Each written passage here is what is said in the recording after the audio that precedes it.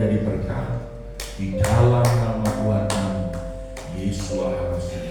Terima kasih Tuhan, bagimu pujian, hormat, kemuliaan, kebesaran, keagungan di dalam nama Tuhan kami. Semua penghalang, mantra sihir, semua kekuatan maut dipatahkan dan tidak berkuasa dalam nama Tuhan kami Yesus Kristus. Semua kekuatan dunia arwah orang mati yang disembah, berhala-berhala dipatahkan, dihancurkan dengan gagak besi dalam nama Tuhan kami Yesus Kristus. Tidak berkuasa. Dan kami mengucap syukur dalam area ini dibasuh dengan darah anak domba, darah Yesus Kristus. Haleluya. Amin. Shalom Bapak Ibu saudaraku yang saya kasih dalam Tuhan. Puji Tuhan. Kita akan melihat satu kebenaran firman Tuhan di dalam Matius pasal yang ke-25. Matius pasal yang ke-25.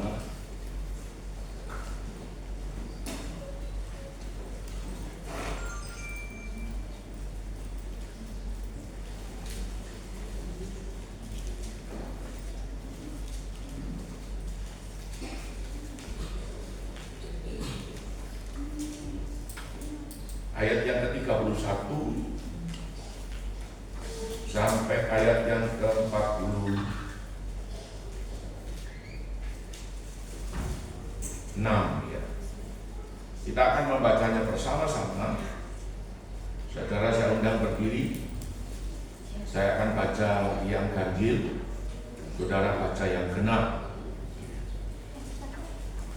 Matius pasal 25 ayat yang ke-31 sampai ayat yang ke-46. Perikopnya ini adalah penghakiman terakhir. Jadi Bapak Ibu saudaraku yang saya kasih dalam Tuhan, berarti penghakiman ini akan terjadi dan waktunya sudah tidak lama lagi. Karena penghakiman ini akan datang bertepatan hari kedatangan Tuhan untuk yang kedua kali. Saudara, bencana tidak akan dapat dihindarkan. Bencana itu akan terus terjadi di belahan bumi manapun. Tetapi bagi setiap saudara dan saya yang sungguh-sungguh di dalam Tuhan dan berdoa, maka bencana itu bisa dialihkan. Karena minggu lalu kita sudah mendengar saudara dan saya tentang orang fasik itu menjadi tebusan bagi orang benar. Jadi Bapa pada saat menggendong kita, jadi seluruh umat atau anak Tuhan yang sungguh-sungguh dan melekat kepada Tuhan itu digendong oleh Bapa sampai masa tuamu dan masa putih rambutmu, aku tetap dia, aku menggendong kamu, aku mau menyelamatkan kamu. Artinya Tuhan ingin tidak ada seorang pun yang mati dan binasa. Tuhan mau semua itu selamat seperti itu. Nah, di dalam gendongan Tuhan ini tidak semuanya itu tidak berbuat dosa. Ada yang berbuat dosa, tetapi Tuhan tetap gendong dia. Mengapa? Karena Tuhan itu adalah Tuhan yang setia. Dia memberi kesempatan kepada setiap orang, memberi kesempatan kepada setiap saudara ya, untuk insyaf, untuk bertobat. Tetapi kalau tidak bertobat, ya Tuhan akan terus mencucurkan air mata, karena dia ada menggendong setiap orang yang berdosa. Nah, dengan terpaksa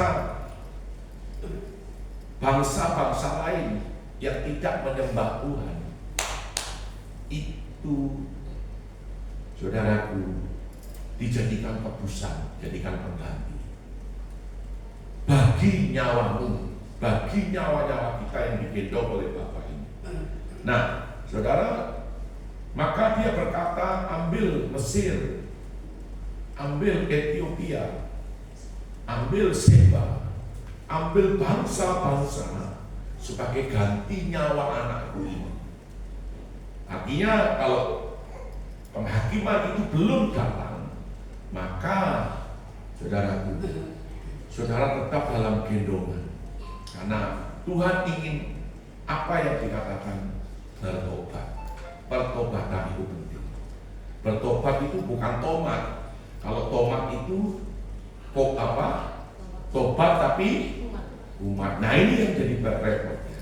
Kalau tomat itu tobat tapi umat. Jadi di sini tidak ada, tapi di tempat lain itu banyak yang tomat-tomat bertanya. Oke, kita baca bersama-sama penghakiman terakhir. Apabila anak manusia datang dalam kemuliaannya dan semua malaikat bersama-sama dengan dia, maka ia akan bersemayam di atas tahta kemuliaannya.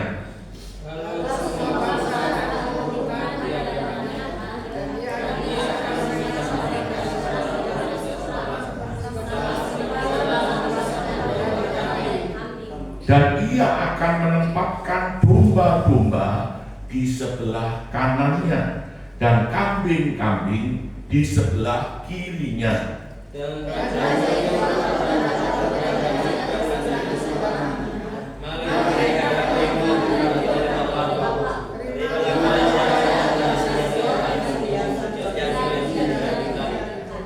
Sebab ketika aku lapar, kamu memberi aku makan.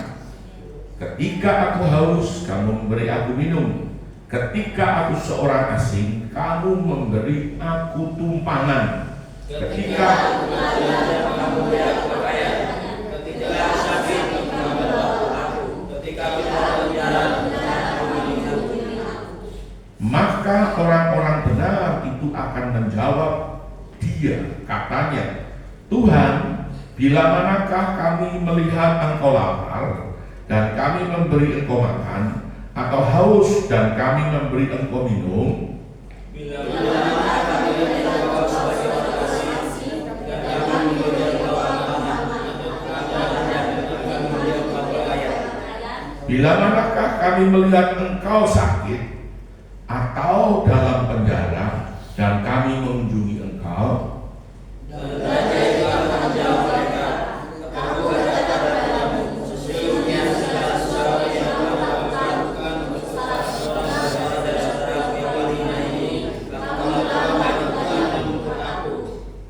Dan ia akan berkata juga kepada mereka yang di sebelah kirinya, enyahlah dari hadapanku, hai kamu orang-orang terkutuk, enyahlah ke dalam api yang kekal yang telah sedia untuk iblis dan malaikat-malaikatnya.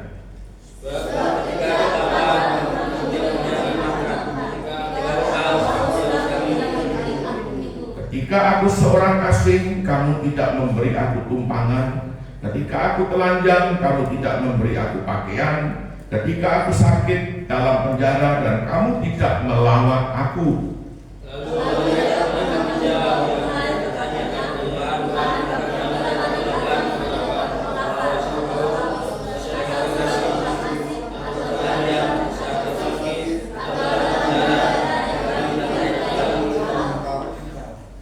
Maka ia menjawab mereka, aku berkata kepadamu, sesungguhnya segala sesuatu yang tidak kamu lakukan untuk salah seorang dari yang paling hina ini, kamu tidak melakukannya juga untuk aku.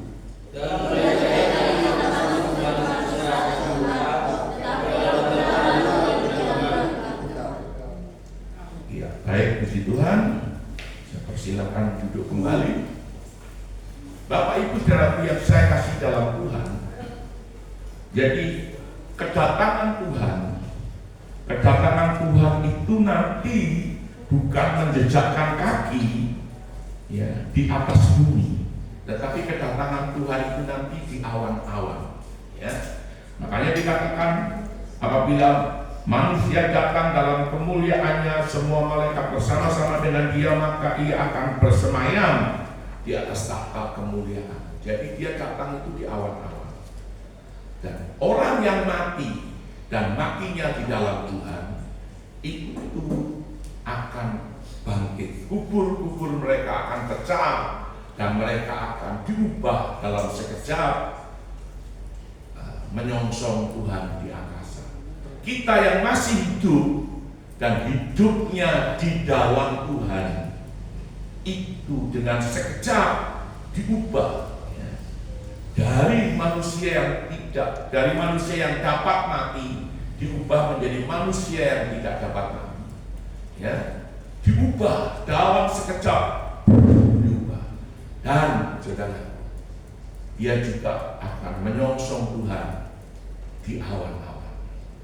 Makanya saudara sering dengar lagu, ada pertemuan di udara, pertemuan yang manis, saya rindu.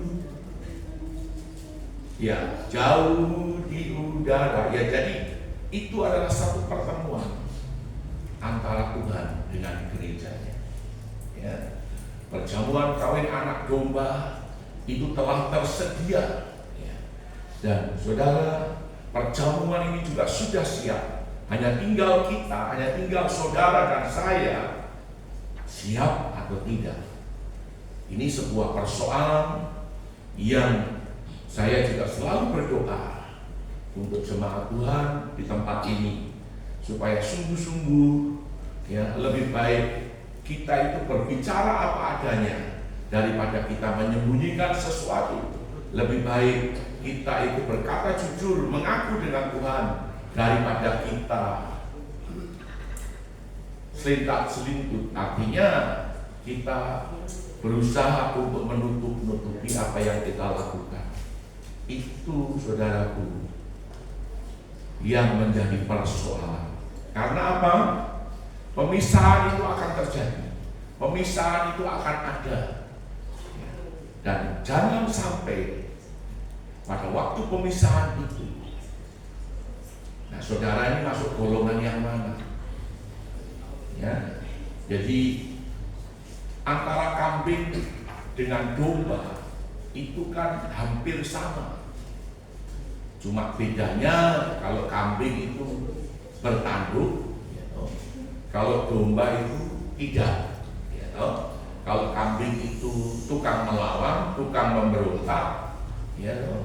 Tetapi kalau domba itu penurut, yang mengikuti arahan, mengikuti daripada apa yang diinginkan gembalanya. Tetapi kalau kambing itu tidak seperti itu, seringkali melawan karena dia punya tanduk. Nah, kita ini masuk golongan yang mana pada saat pemisahan itu terjadi? Ya, jangan sampai, ya, ini adalah sebuah peringatan. Jangan sampai peringatan yang saudara dengar hari ini itu menjadi peringatan omong kosong, tetapi nanti pada saatnya tiba, saudara akan kaget karena Tuhan berkata, enyahlah dari hadapan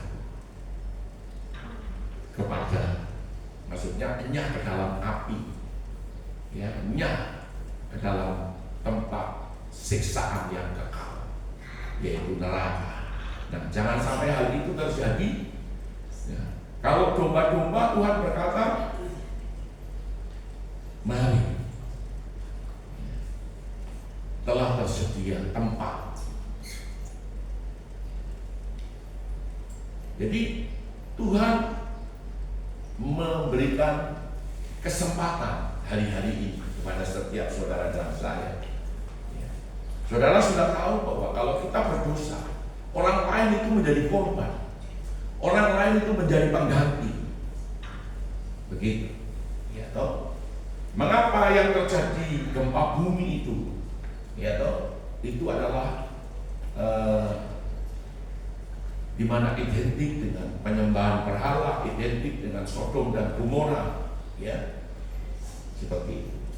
Ya, ini karena ini tadi, ya, mungkin saja gempa itu seharusnya terjadi di Biak, tetapi Tuhan bisa alihkan. Berapa kali terjadi waktu Suset Dating dulu datang di Biak tahun berapa? Tahun 2018. Kami selesai doa keliling, doa puasa dan doa keliling, dan tiba-tiba terjadi gempa bumi di belahan bumi lain. Kalau nggak salah di Nepal. Nepal itu tempatnya apa? Nepal itu negara apa? Seperti itu. Kemudian mana lagi? Jepang, Fukushima. Saudara, gempa ini bukan gempa biasa. Gempa ini gempa yang betul-betul menakutkan dan mengerikan. Mungkin orang kalau melihat itu saja, itu bisa dia mengalami trauma seumur hidupnya kalau tidak dilepaskan. Nah, saudara harus pahami itu, bahwa kalau engkau berdosa, orang lain akan dijadikan korban. Kenapa? Karena Bapa itu setia. Setia kepada siapa? Kepada saudara dan saya. Dia tetap menggendongmu dengan harapan. Roh Kudus itu menyadarkan. Roh Kudus itu menginsyafkan akan dosa itu. Dan saudara kembali bertobat.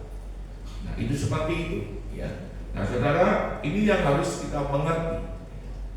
Sehingga saatnya tiba, pada saat pemisahan itu. Coba berikutnya, ya. Pada saat pemisahan itu terjadi, itu saudara tidak dikategorikan sebagai kambing-kambing. Ayat 31 sudah berikut. Ya, ini warning. Apakah benar kita ini sebagai dombanya Tuhan? Ya. Domba-domba ini adalah orang benar. Mari masing-masing itu introspeksi hari ini. Saudaraku, mengapa? Mungkin saudara begini, Bapak Gembala ini kalau khotbahnya semua tidak enak. Oh. Memang orang mau masuk surga itu kan ada satu persyaratan. Persyaratannya adalah hidup benar dan hidup dalam kekudusan. Kalau kita tidak bisa hidup benar dan tidak berjuang untuk hidup dalam kebenaran, kalau kita tidak bisa hidup kudus dan kita tidak berusaha untuk hidup dalam kekudusan, itu persoalan besar. Persoalan besar, ya.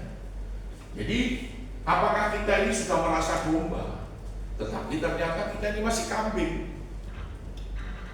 Pak Gembala, kok bisa begitu? Iya, yang tahu siapa? Yang tahu saudara sendiri. Aku ini domba atau kambing, ya? Lalu saudara mulai renungkan hidupmu. Aku ini domba atau kambing, ya? Nah, kalau sekarang saudara merasa domba, puji Tuhan, banyak perbuatan yang kita lakukan yang menyenangkan hati Tuhan, yang membuat Tuhan itu tersenyum, yang membuat Tuhan itu suka dengan kita. Tetapi, waduh, ternyata hidupku ini masih kambing, ya. Aduh. Nanti kalau Tuhan datang, akibatnya itu, saudara, yang menakutkan dan mengerikan buat kita. Apa yang kita kerjakan itu menjadi sia-sia semuanya. Apa yang kita buat itu seperti tidak punya nilai, tidak punya arti sama sekali. Nah, saudara, bagaimana bisa seperti itu? Dari mana kita tahu? Itu dari buah pelayanan. Dari buah pelayanan. Ya, next. Ya, domba-domba di sebelah kanan dari Tuhan atau Raja itu. Raja itu berkata begini, mari kamu yang diberkati Bapakku, terimalah kerajaan yang telah disediakan bagimu sejak dunia dijadikan. Ini bagi domba-domba, bagi orang benar. Ya saudaraku, karena akan ada satu yang dinamakan pemisahan. Dan itu tidak bisa di-skip, tidak bisa dihindari.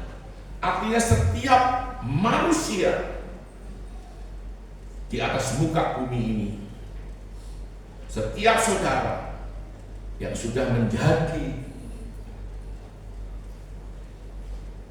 domba-domba daripada Tuhan, itu nanti masih diseleksi.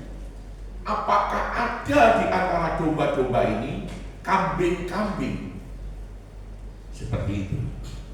Nah, saudara, ini yang kita harus pahami dan kita harus mengerti. Ya. Berikutnya,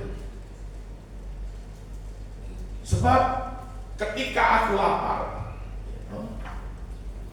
kamu memberi aku makan. Jadi domba-domba ini, saudaraku, orang benar ini mendapat bagian di dalam kerajaan Bapa, dan itu sudah disediakan sejak dunia ini dijadikan. Ketika engkau memberi aku minum, ketika aku seorang asing, engkau memberi aku tumpangan, ketika aku telanjang, engkau memberi aku pakaian, ketika aku sakit, engkau melawat aku, ketika aku dalam penjara, engkau mengunjungi aku. Ya. Berikutnya,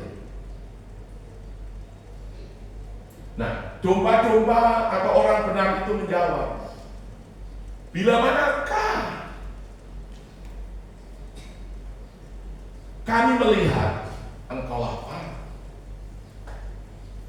Saudaraku yang saya kasih tahu, apa yang kita ingin kerjakan sesuai dengan tuntunan Tuhan, sesuai dengan kehendak daripada Tuhan, ya, bila manakah kami melihat engkau lapar,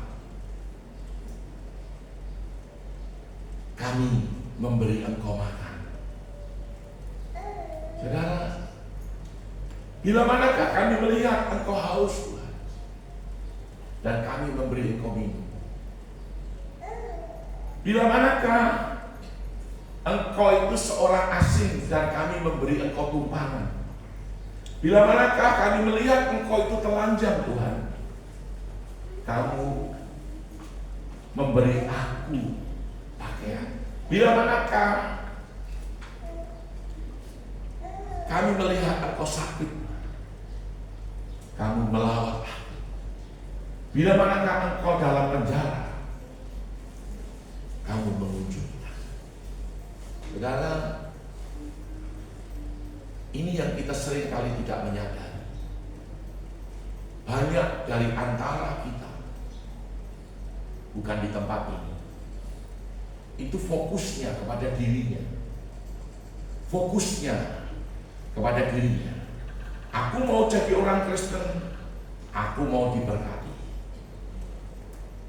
aku mau masuk surga.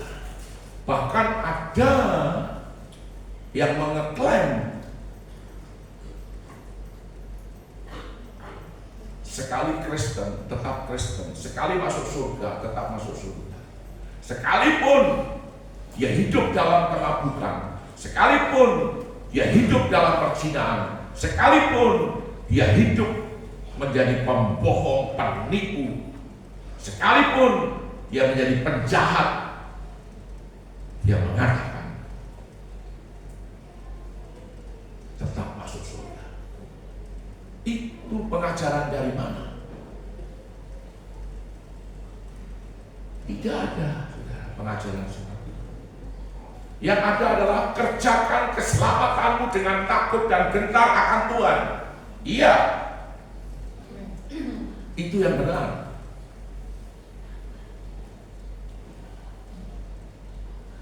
Bukan sekalipun aku berdosa, kalau aku ke gereja minta ampun, nanti Tuhan ampuni. Benar. Sekalipun aku pencuri, aku ke gereja, aku berdoa Tuhan ampuni. Ya, saudaraku yang saya kasih dalam Tuhan, ganjarannya tetap ada. Kalau engkau bebal, tiap minggu hanya datang minta ampun kepada Tuhan, dan engkau tidak pernah lakukan yang benar, seperti apa yang Tuhan firmankan, saudaraku, kita akan sia-sia. Kita akan menjadi sia-sia. Berikutnya, saudara, ini yang Tuhan nyatakan. Tuhan atau Raja itu berkata, Yeshua HaMashiach berkata kepadamu, sesungguhnya segala sesuatu yang kamu lakukan untuk salah seorang dari saudaraku yang paling hina ini, kamu telah melakukannya untuk aku. Paling hina, orang yang tidak berdaya, orang yang miskin, orang yang tidak mampu, orang yang membutuhkan pertolongan, orang yang harus kita tolong, tetapi kita tutup mata.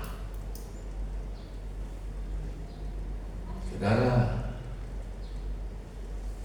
jangan sampai nanti Tuhan berfirman, enyahlah kamu dari hadapanku ke tempat siksaan yang kekal. Saudara, kita akan melayani di penjara. Memang sebenarnya buat saya pribadi itu berat. Beratnya yang pertama adalah acara demi acara kita sudah buat, dan sampai bulan Maret ini sudah ada acara-acara besar yang kita lakukan, dan itu memakan biaya. Ya. Sekalipun tidak semua dari jemaat, tetapi itu biayanya cukup besar. Waktu Bosco dengan timnya datang, itu di dalam laporan keuangan itu menghabiskan kurang lebih sekitar 11 juta sampai 12 juta.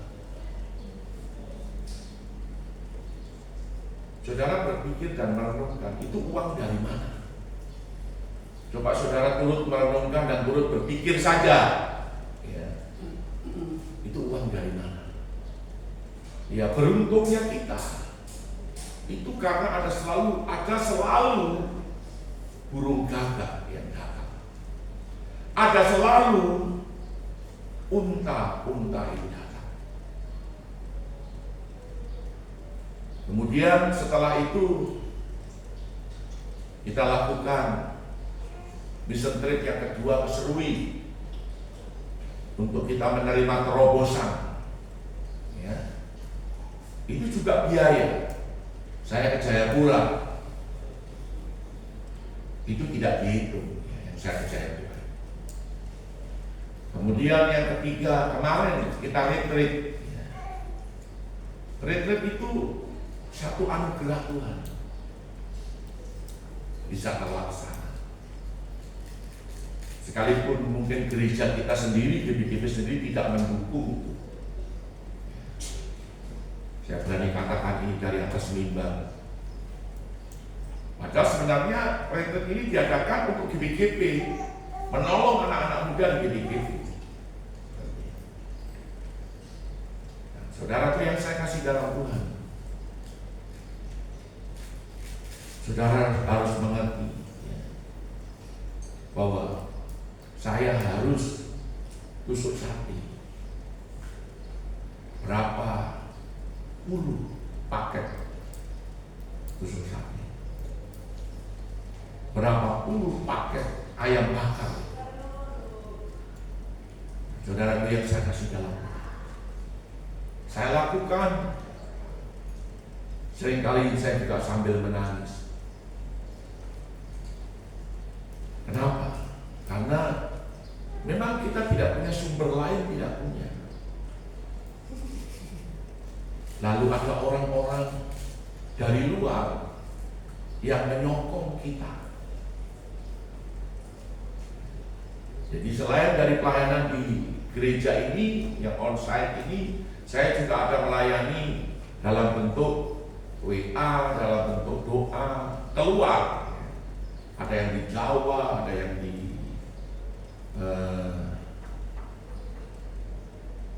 Papua, ya. Di Mika sampai ke pegunungan. Saudara, mereka berkorban.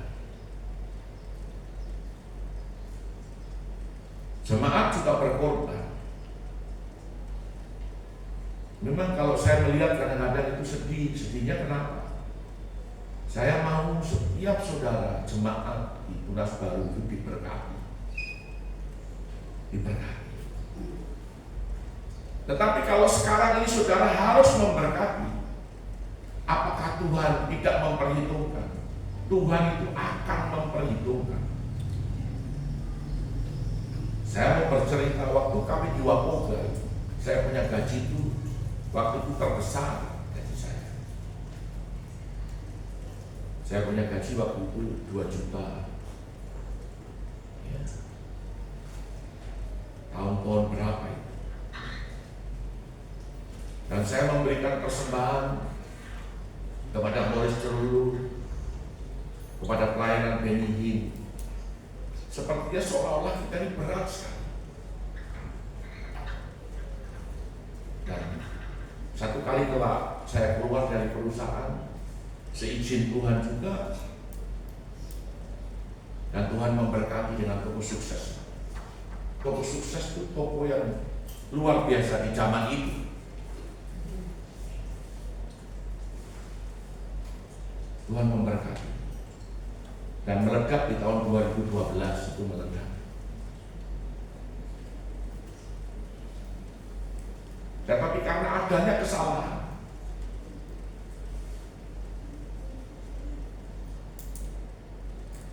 itu yang menjadi persoalan, sehingga sampai hari ini untuk sukses itu sepertinya berat. Sekalipun kita sudah berdoa, hamba-hamba Tuhan juga sudah berdoa, tapi toko sukses itu nyaris tidak ada penghasilan sama sekali hari ini.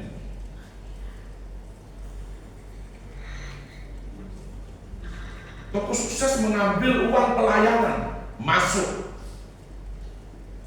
ke toko sukses. Karena yang jaga toko sukses juga kami harus berkati. Nah, persoalannya apakah kita harus tutup toko sukses atau tetap jalan? Jadi bukan enak-enak, bukan. Di saya juga itu beban berat. Masih beruntung. Kenapa? Kita punya rumah kos. Jadi waktu kami diberkati itu, kami beli aset, yaitu rumah kos. Rumah kos ini ya paling tidak bisa mendukung dan menyambung hidup. Seperti itu. Tapi hari-hari ini saya berkata dengan Tuhan, saya mau lakukan semua untuk Tuhan.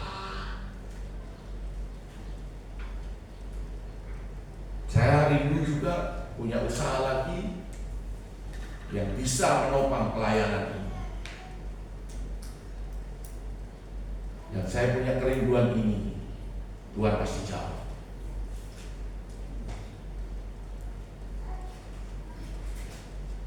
Jadi saudaraku yang saya kasih dalam Tuhan, jemaat kita juga bukan jemaat tergolong orang yang mampu semua, tidak. Jemaat masih banyak yang membutuhkan pertolongan.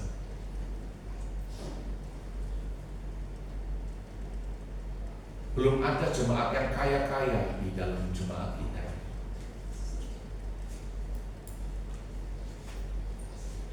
Jadi saudara, saya bersyukur karena keluarga adik saya hampir satu keluarga itu, mulai dari anak, menantu, semua itu mendukung kita.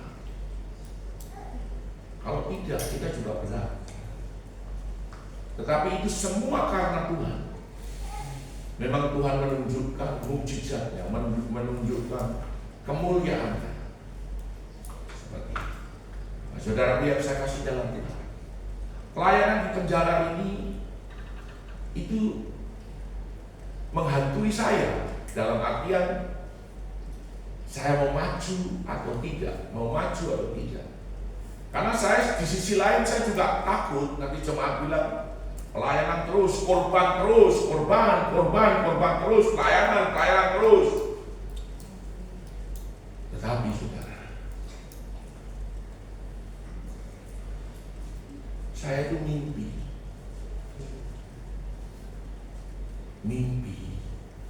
ada orang itu kalau dibilang ODGJ apa itu ya, nggak karu-karuan. Dia nggak pakai baju, rambutnya gondrong panjang. Lalu saya datangi orang itu, saya peluk dia, saya layani orang itu. Baru saya kaget setengah mati. Kenapa saya kaget setengah mati, saudara? Karena saya melihat seperti kayak Tuhan Yesus yang saya peluk ini. Ada kumisnya, ada ininya. Lalu dia tersenyum. Saya kaget setengah mati. Ini menjadi perenungan saya beberapa hari. Dan satu hari, pagi hari saya berdoa. Tuhan itu ngomong, ini yang ketika aku lapar, kamu memberi aku makan. Ketika aku haus, kamu memberi aku minum. Ketika aku menjadi orang asing, kamu memberi aku tumpangan. Ketika aku telanjang, kamu memberi aku pakaian. Ketika aku sakit, kamu melayani. Ketika aku dalam penjara, kamu mengunjungi. Waktu itu saya menangis, saudara. Dan saya mengambil satu keputusan, pelayanan di penjara ini harus kita lakukan. Dulunya akan saya potong, mungkin kita hanya kasih makan saja. Rencana awal kita kasih makan, snack 2 kali dan makan 1 kali. Kemudian kita akan memberikan bingkisan berupa odol, berupa sabun mandi, sikat gigi, dan sabun cuci. Itu saya mau potong, tidak usah. Tetapi karena saya mimpi ini, saya bilang tetap itu harus dilaksanakan.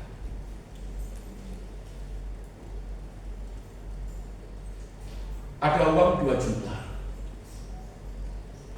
Itu uang berkat Tuhan. Itu yang akan kita pakai modal awal. Mungkin nanti kami juga akan korban lagi.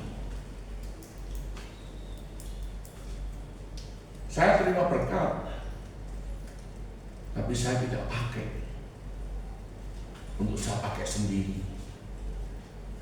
Tapi saya berikan untuk pelayanan.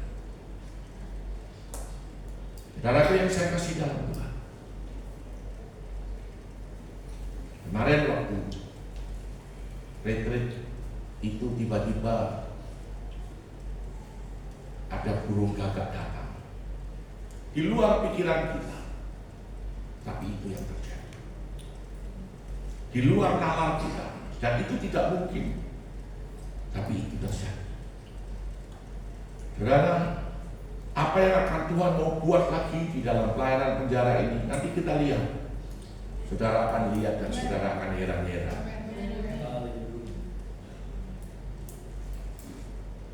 Berapapun nilainya, mau 50.000 kah, mau 10.000 kah, 20.000, engkau berkorban, itu Tuhan tetap memperhitungkan. Itu akan menjadi benih yang kamu tabur di ladang yang subur, dan Tuhan akan mengingat untuk selamanya. Saudara,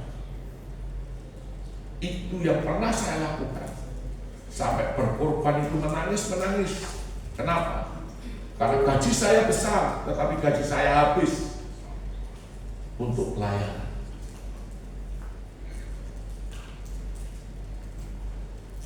Dan itu yang terjadi. Memang saya punya kerinduan, aset sebagian yang saya punya akan saya jual. Tapi Tuhan bilang, tidak, jangan. Tapi saya percaya karena itu belum waktunya. Nah, karena saya juga berpikir kita ini sudah terlalu menderita. Kita tidak boleh di masa tua itu terlalu menderita.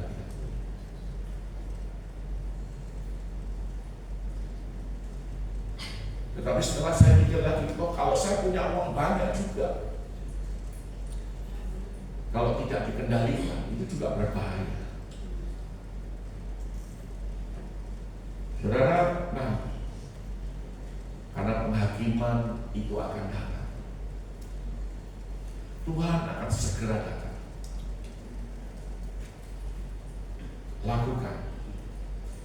Anak-anak muda, lakukan.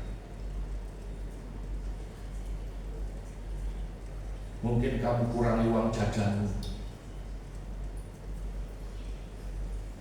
engkau tabur. Itu akan menjadi jalan lurus buat kamu. Tuhan membuka pintu terobosan. Tuhan membuka pintu berkat. Open door. Tuhan membuka pintu surga. Itu akan terjadi dalam hidup setiap kita. Karena Tuhan itu bukan pembohong. Tuhan itu bukan penipu. Kita masih bisa tipu orang, tapi kita masih bisa siasati orang. Kita masih bisa menyembunyikan apa saja yang tidak baik dari kita. Tetapi Tuhan bukan seperti manusia, sehingga dia harus menjadi pembohong. Tidak. Dia akan tepati janjinya. Janjinya itu ya dan amin. Seperti itu. Jadi sesungguhnya segala sesuatu yang kamu lakukan untuk saudaraku, kata Tuhan. Saudara. Artinya Tuhan itu berpihak kepada orang yang telanjang. Tuhan itu berpihak kepada orang yang hina. Tuhan berpihak kepada orang yang miskin. Tuhan itu berpihak kepada orang yang membutuhkan pertolongan. Tuhan itu berpihak kepada orang yang lapar, orang yang miskin, orang yang membutuhkan tumpahan.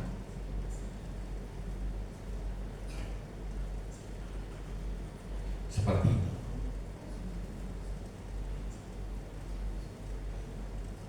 Ada juga hamba Tuhan yang kita tolong, kita ini. Puji Tuhan. Mereka butuh tumpangan, kita berikan tumpangan.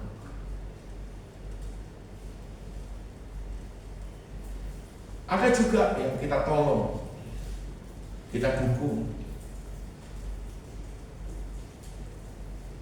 Dulu untuk sekolah misi dan sekolah yang ada di luar itu, saya sudah hitung tuh 45 orang anak Papua yang kita dukung untuk kita sekolah di luar. Seperti itu.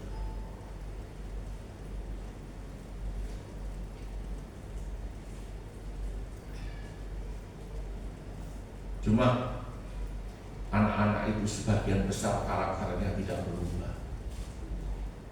Sangat disayangkan. Bagaimana Tuhan mau mengangkat kita lebih lagi?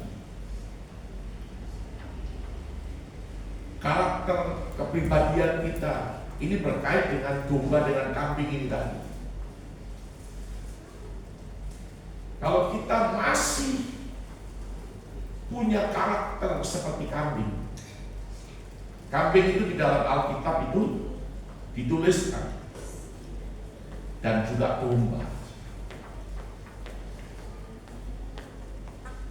Kalau kambing ada di dalam Alkitab, di dalam Perjanjian Lama, itu kalau dia minum air, selesai minum, itu dia akan menceburkan dirinya dan air itu akan diobrak supaya orang lain tidak boleh minum.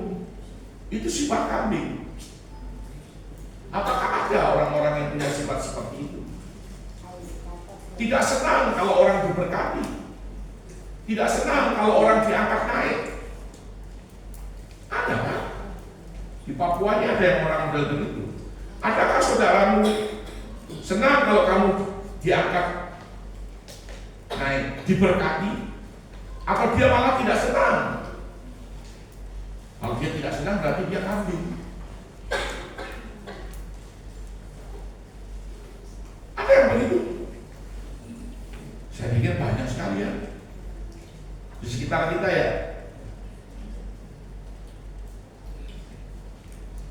Jadi di gereja ini seperti yang Alkitab tuliskan juga lalang dan gandum. Coba penjaga kebun itu berkata, Tuhan, selain daripada gandum, ternyata ada ilalang. Tuhan, kita cabut saja ya ilalang-ilalangnya. Tuhan bilang jangan, nanti kamu salah. Kalau keliru bagaimana? Bukan lalang yang kamu cabut, tapi gandum yang kamu cabut. Lalu Tuhan ini berkata begini, biarkan lalang dan gandum ini bertumbuh. Dan di dalam gereja juga begitu. Biarkan bertumbuh, nanti akan kelihatan siapa yang lawan, siapa yang gandum, siapa yang domba-domba, dan siapa yang kambing-kambing. Nah, kalau saudara dengar firman ini, mungkin saudara bilang, saya bukan kambing, saya domba. Ya puji Tuhan. Tapi kalau kamu berkata, ternyata saya ini masih kambing, bertobat. Gampang saja tuh. Artinya ini sebuah kesempatan, karena ini warning. Warning itu adalah peringatan untuk kita semua, juga untuk saya. Peringatan.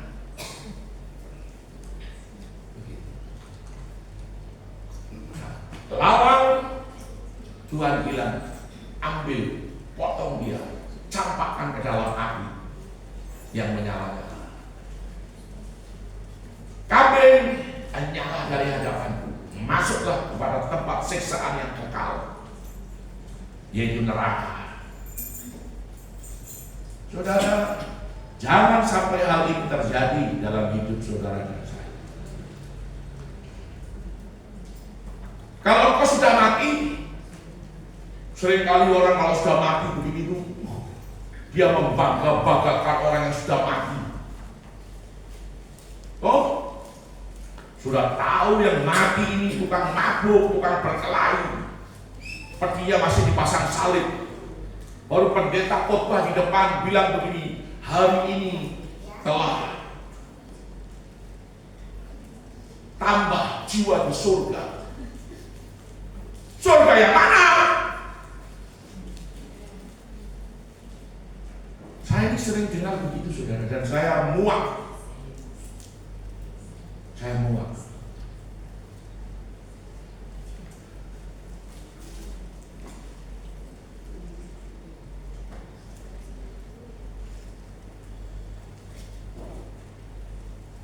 Saya juga pernah memberikan satu sambutan, dan sambutan saya komplain bukan oleh orang biasa, tapi oleh hamba-hamba Tuhan.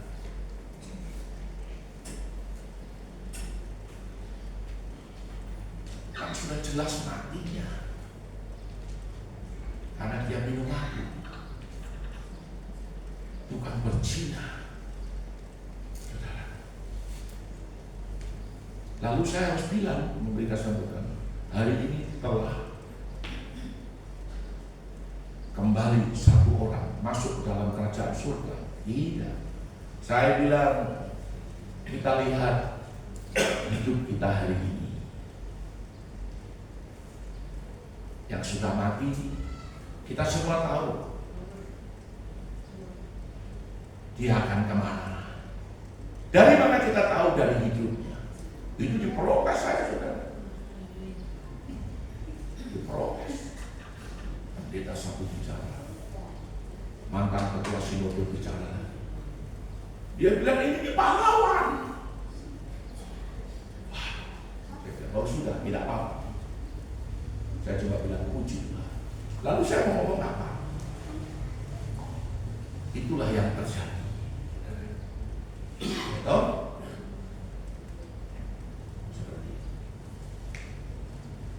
Nah, saudaraku yang saya kasih dalam Tuhan, ini Tuhan juga berbicara kepada saya. Saya mengucap syukur sekali. Makanya saya minta nanti anak-anak muda pada tanggal 15 itu siap untuk mendukung pelayanan ini. Karena saudara lah nanti akan menggantikan pelayanan-pelayanan kita. Saya bersyukur karena dulu saya keliling dia dengan uang saya sendiri, dan sampai hari ini orang akui keliling dia. Dan sekarang anak-anak muda ini dengan semangat melayani sampai ke desa-desa. Itu bukan karena kebetulan. Sebenarnya Tuhan sedang menggerakkan generasi ini. Ibu Pasar dengan timnya juga terus bergerak. Itu juga bukan karena kebetulan. Ibu Pasar juga seringkali mengeluh, merasa menderita dalam pelayanan ini. Tetapi dia tetap bersuka cita. Sama dengan kita. Dia juga cari dana. Dia juga jual nasi, bambu. Ya. Sama dengan kita. Hanya untuk apa? Ketika aku lapar, Engkau memberi aku makan. Ketika aku haus, Engkau memberi aku minum. Ketika aku membutuhkan tumpangan, Engkau memberikan aku tumpangan. Ketika aku telanjang, Engkau memberikan aku pakaian. Ketika aku sakit, Engkau melawat aku, mengunjungi aku. Ketika aku dalam penjara, Engkau datang dan Engkau melihat, mengunjungi aku. Seperti itu. Pelayanan ini pelayanan yang sangat menyukakan hati. Dan Tuhan tidak pernah berhutang, tidak akan pernah berhutang. Saya minta kepada Tuhan, di hari tua ini Tuhan harus memberkati saya. Dan saya percaya Tuhan pasti akan memberkati. Kelimpahan itu akan datang. Kelimpahan itu akan datang. Saudara, coba berikutnya ya. Yang kedua ini adalah pemisahan domba dan kambing. Nah ini sekarang ini ayat 41 ini berbicara tentang kambing-kambing. Kambing-kambing itu di sebelah kiri di hadapan Tuhan atau Raja. Lalu Tuhan itu berkata, "Menyala dari hadapanku, kamu orang-orang tertutup. Menyala ke dalam api yang kekal yang telah sedia untuk iblis dan malaikat-malaikatnya." Api yang kekal itu apa? Api yang kekal itu neraka. Lebih baik saudara mendengar ini tatkala saudara masih hidup. Tapi kalau saudara sudah mati, orang mati dengan orang hidup tidak ada hubungannya sama sekali. Sudah selesai. Kesempatanmu tatkala engkau ada di dunia ini dan engkau hidup, engkau cukup berkata, "Tuhan ampuni saya. Tuhan ubahkan saya. Tuhan saya mau berubah. Tuhan tolong saya. Kalau masih belum bisa Tuhan, aku masih belum bisa. Aku harus bisa. Aku harus berubah." Saudara, perjumpaan kita dengan Tuhan itu yang membawa kita berubah. Ya, berikutnya. Sebab ketika aku, Raja atau Tuhan itu lapar, kamu tidak memberi aku makan. Aku haus, kamu tidak memberi aku minum. Seorang asing, kamu tidak memberi aku tumpangan. Ketika aku telanjang, kamu tidak memberi aku pakaian. Ketika aku sakit, kamu tidak merawat aku. Ketika aku dalam penjara, kamu tidak mengunjungi aku. Ini adalah orang-orang yang tidak peduli. Orang-orang yang egois. Orang-orang yang mementingkan dirinya sendiri. Kenyang dinikmati sendiri. Yang berikut,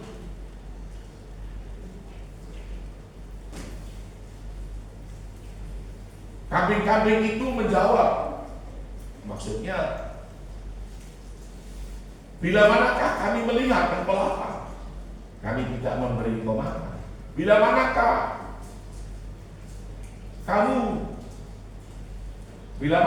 engkau haus dan kamu tidak memberi aku minum. Bila manakah engkau seorang asing dan kamu tidak memberi aku tumpangan. Bila manakah engkau telanjang, kamu tidak memberi aku pakaian. Bila manakah aku sakit, kamu tidak melihat aku. Bila manakah engkau dalam penjara dan kamu tidak mengunjungi aku. Saudara, jadi menjawab protes. Mana Tuhan?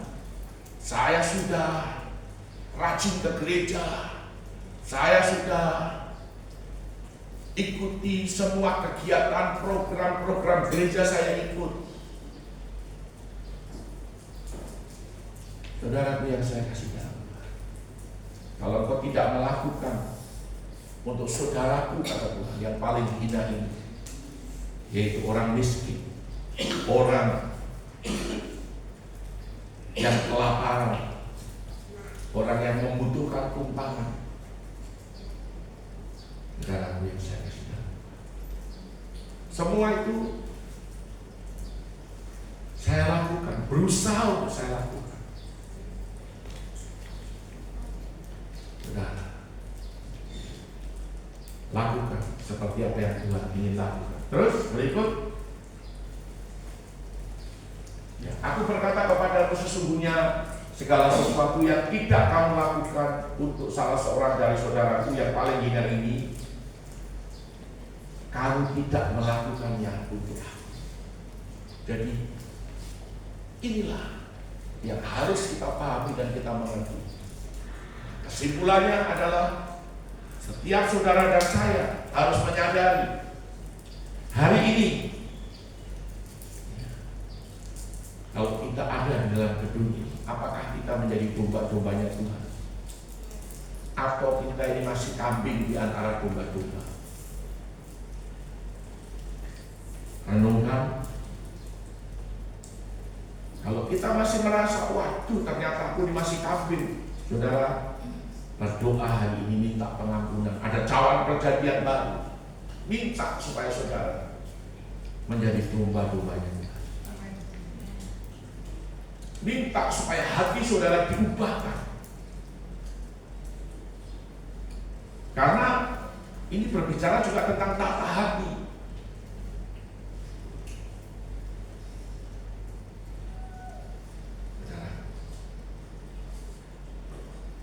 Lakukan semua itu untuk saudaraku yang paling hina ini.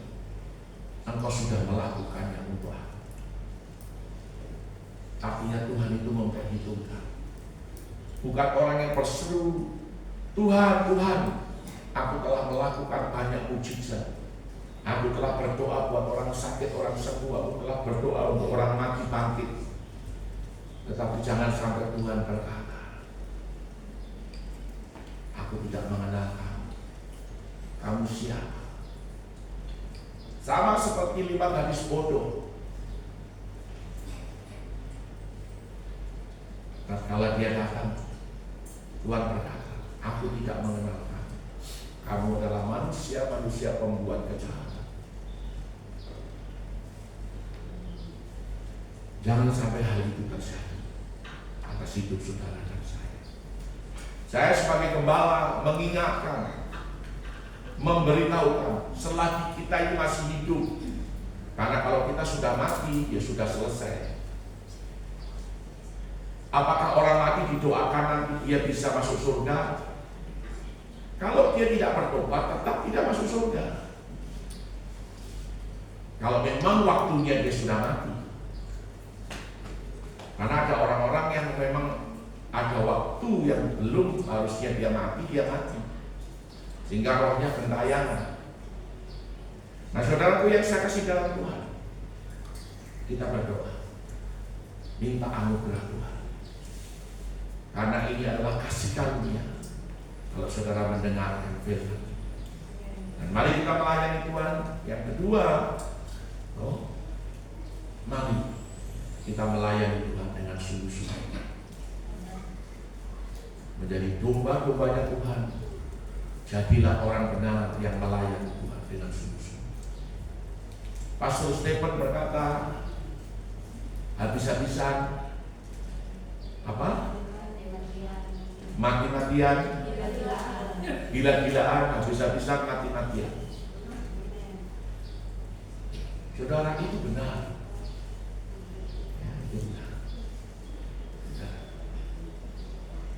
Memang seringkali saya itu juga pernah dibilang gila, juga pernah. Gitu. Orang gila cari mati, gitu. Jadi kalau saudara belum dibilang gila, itu sebenarnya belum jadi Kristen.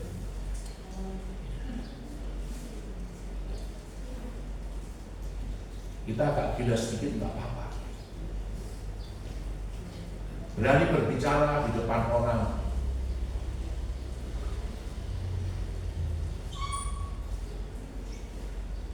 Kalau saya berbicara di pasar ikan, itu yang takut bukan saya, yang takut adalah orang-orang itu. Waduh, nanti kalau orang pasar ikan tuh marah bawa parang, baru Pak Suwada dibacok dengan parang, bagaimana? Ada yang bilang begitu.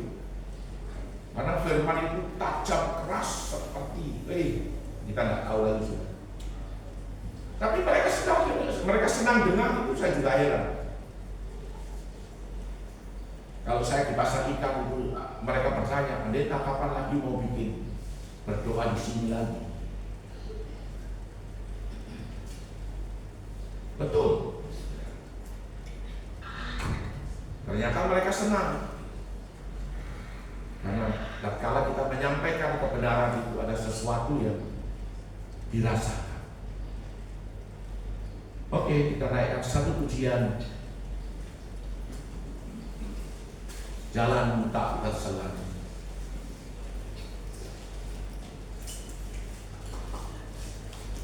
Jalan tak terselang. Lagu ini